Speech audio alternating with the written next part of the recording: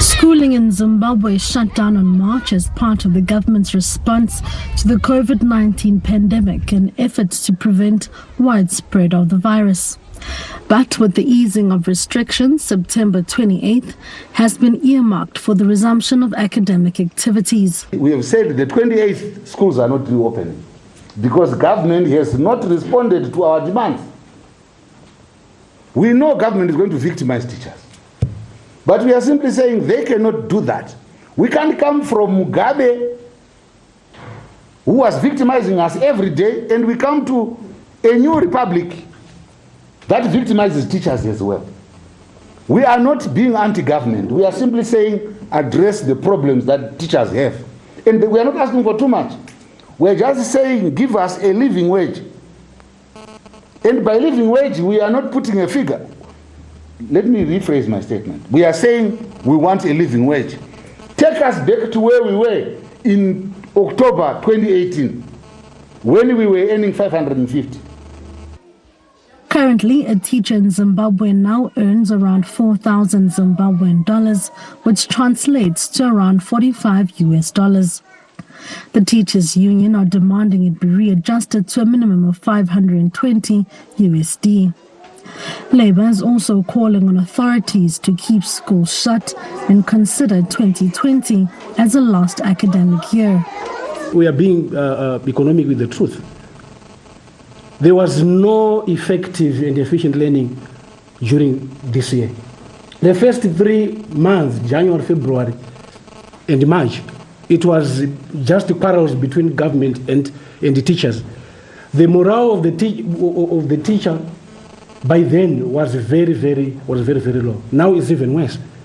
So it was a question of really just having teachers physically present in schools, but mentally absent. And ultimately, at the end of the day, most of them would report for duty to schools to look for markets to sell their little wares, and also to look for kids to carry out extra lessons. Us as representatives of teachers in areas such as Nyamapanda and Bolani Mangwe, areas like Checheche and Mola,